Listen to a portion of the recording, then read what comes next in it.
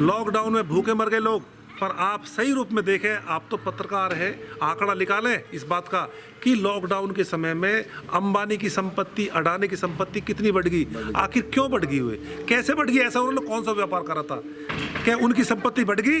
कल मीटिंग हुई आपकी नोएडा प्राधिकरण के सीनियर अफसरों के साथ में, जो ऋतु महेश्वरी हैं, वहाँ से क्या आपको कुछ आश्वासन मिला कल? मैं पहले ही बोला हूँ कि अधिकारियों का रवैया गोल गोल घुमाने का है, सरकार का रवैया ठीक नहीं है, आम जनता का गला घुट रहा है, किसान अपने यहाँ घुटन महसूस कर रहे हैं। अगर वास्तव में इन किसानों से पूछो कि ये जिन घरों पे 100 साल से रह रहे हैं, जिन घरों पे इनके बाप दादे रहते चले आए हैं, आज उन घरों पे अपना हक नहीं है इनका, सारी जमीन जायदाद हमने दे दी। क्यों? क्या ये कौन सा व्यवहार है? अरे एक राजा को, अधिकारियों को प्रजा के साथ में किस तरह व्यवहार करना चाहिए? साम से और दाम से ये दंड की और भेद की नीति छोड़ो। हम अपना हक लेने के लिए खड़े हो गए, हम बुजुर्गों के चरणों में बैठकर, मैं अभी चरणों में बैठता हूँ बुजुर्गों का, आज मैं चरणों में बैठता हूँ और मैं आपसे कसम खा रहा हूँ इस बात की, बिल्कुल निश्चित तौर पर अपना हक लेने के लिए जो बल पड़ेगा, समाज को जोड़ने के लिए जो बल पड़ेगा, आखिरी आदमी तक जागरूक करने के लिए जो बन पड़ेगा वो करेंगे निश्चित। सरकार हमेशा खास आदमी की होती है और इसलिए आम आदमी को अपना हक लेने के लिए लड़ना पड़ता है। वही स्थिति में है, हम संघर्ष की स्थिति में हैं, जुझारूपन से लड़ेंगे लड़ेंगे लड़ेंगे और जीतेंगे। अपना हक लेकर रहेंगे, अपना हक लेकर रहेंगे, अपना हक लेकर रहेंगे।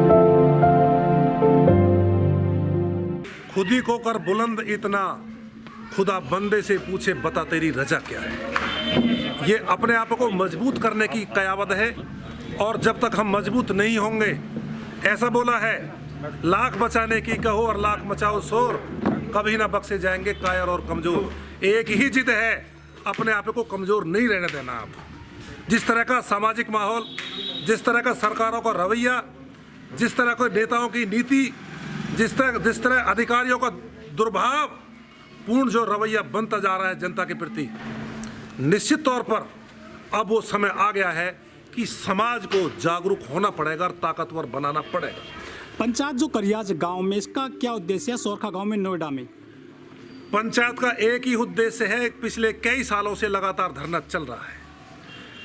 मिशन को तोड़ने के लिए जो भारत के लेवल पर जो किसानों के साथ में हो रहा है, वही नोएडा अपने नोएडा के किसानों के साथ में करता आया है। भेद की नीति, दो फाड़ करने की नीति, दमनकारी नीति, जिस तरह का माहौल बनाता है, उससे पार पाने के लिए अब हम किसान पंचायतें कर रहे हैं और एकजुट हो रहे हैं और भारी संख्या में, मैं फिर बता रहा हूं, सरकार को हिलाकर और अपना हक लेने की हम क्षमता रखते हैं। खलीफा जी, अभी आप लखनऊ भी गए थे जनप्रतिनिधियों के साथ में, वहाँ पे कुछ आश्वासन मिला, कुछ बात बनी? मैं फिर बता रहा हूं कि वहाँ आश्वासन मिला था, बहुत आगे पहुंच गए थे, परंतु ये बाद में कौन सी नीति आई, किसका दबाव आया, किसी नेता का दबाव आया, क्या आया, फिर लौटकर वही आ गए जहां हम आबादी की नीति पर बहुत आगे चले गए थे कि भाई ठीक है इसी तरह छोड़ दिया जाए। 450 से हम बहुत आगे बढ़ गए थे, वहाँ से फिर लौटकर वहीं आ गए हैं, केस टू केस पर आ रहे हैं। अंदर कुछ कहते हैं और बाहर कुछ कहते हैं, काम करने को सही रूप में तैयार नहीं, सिर्फ बहकाने वाला मामला है और व्यक्तिगत को काम हो तो उसे करा देते हैं। खलीफा जी, जैसे कि जो आबादी के मामले हैं, करीब 4 दशक पुरानी आपकी समस्या है कि नोएडा में जो गांव है, जो मूल आबादियां हैं, उन पर नोएडा प्राधिकरण दर्ज हो चुका है, यह बड़ी समस्या है। इसके अलावा और क्या क्या समस्या है, क्या क्या मांगे हैं और आपकी इसके अलावा? एक हमारी आबादी की मांग तो ये है ही है कि हमारी आबादी बचनी चाहिए। दूसरी, हमारी एक भाई को 10% प्लॉट है, एक भाई को 5% प्लॉट दिया है, एक भाई को 64% बढ़ाओ मुआवजा दे दिया है, एक भाई को नहीं दिया है। ये दोहरा रवैया ये ठीक नहीं है। हम कह रहे भाई तर्कसंगत ये है, जब एक भाई को, एक ही बाप के 2 बेटे, एक बेटे को आपने 10% प्लॉट दे दिया तो दूसरे बेटे को भी 10% मिलना चाहिए, नहीं मिलना चाहिए। तो हमारी मांग है 10% 1997 से, 64% बढ़ाओ मुआवजा 1997 से मिलना चाहिए। तीसरी हमारी मांग है, गांवों में जो ये नक्शा नीति लेकर आए हैं, गांवों में व्यवहारिक नहीं है। हमारे रहने का ढंग अलग है। आप दिखाओ, अब पीछे भैंस बंधी हुई है, इधर दिखाओ, ये भैंसें बंधी हुई हैं। अब बताओ इसको नक्शा नीति में कहाँ जगह मिलेगी, मुझे बता दो। ये कहते हैं कि नक्शा नीति आप जब कुछ बनाओ तो पहले हमसे नक्शा बनवाओ। बोलो भैंसों को स्थान कहीं है? हमारे ऊपर देखो, छत के ऊपर देखो क्या पड़ा है। छत के ऊपर हमारी वो चारा पड़ा हुआ है, क्या उसको स्थान है? हमारे कहीं भुस पड़ा हुआ है, कहीं उपला पत्थरे हैं, क्या उसको नक्शा नीति में स्थान है? हमने बताया ये नक्शा नीति आपकी व्यवहारिक नहीं है। शहरों में आप सेक्टरों में आप नक्शा बनाएं तो ठीक है, पर गांवों में ये चीज़ लागू नहीं हो सकती। कहीं 5 फुट गली है, कहीं 2 फुट में निकलने हैं, कहीं 10 फुट में निकलने हैं। हमारे जीवन शैली गांवों की कुछ अलग तरह की है, तो नक्शा नीति हम इसको मान्य नहीं करते बिल्कुल भी। खलीफा जी, आप कई साल से धरना प्रदर्शन कर रहे हैं नोएडा प्राधिकरण पर, आपने भूख हड़ताल भी की थी, लेकिन अधिकारी तो आपकी बातों को नहीं मान रहे हैं। क्या तानाशाही पर उतर रही सरकारें?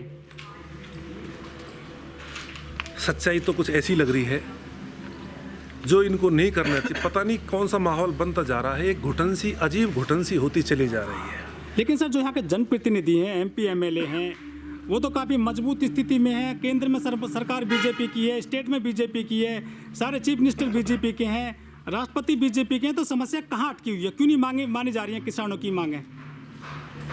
मानसिकता वो ठीक नहीं है। किसान के साथ में, मजदूर के साथ में इनका रवैया ठीक नहीं है। ये जो है उद्योगपतियों की सरकार है और सिर्फ पूंजीपतियों की ये रखवाली करते हैं। उनकी तरक्की का यहाँ मिसाल बनती है।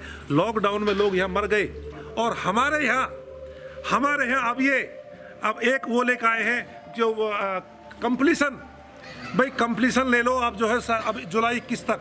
अरे भाई एक बात तो बताओ, जब लॉकडाउन में कोई काम धाम नहीं चला, कुछ भी नहीं हुआ, और तुरंत आपने ये कह दी भाई 21 जुलाई तक का जी, 21 जुलाई तक का, 28 जुलाई 2021 तक आप जो कंप्लीसन ले लो। अरे कहाँ से ले लें?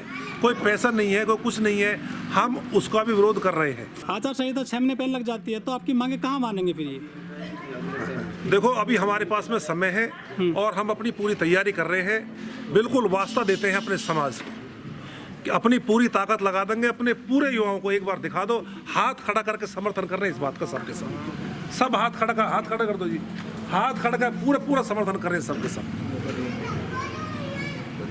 तो अब क्या भविष्य में क्या रणनीति बनाई है आपने नोएडा से टक्कर लेने के लिए? मैं फिर कह रहा हूँ, मैं जल तो जाऊंगा। पिछली बार आपने ट्रैक्टर रैली निकाली सुबह थी, तो कर जाऊंगा। आपके ट्रैक्टर जब्त कर ले गए थे एडोप के पास में। तो ये सरकार है, ये तो ट्रैक्टर क्या सर पर कार चला रही हैं। सरकार ऐसी होती है, आम आदमी की सर पर कार चलाती हैं। सरकार किसी की आम आदमी कभी नहीं होती।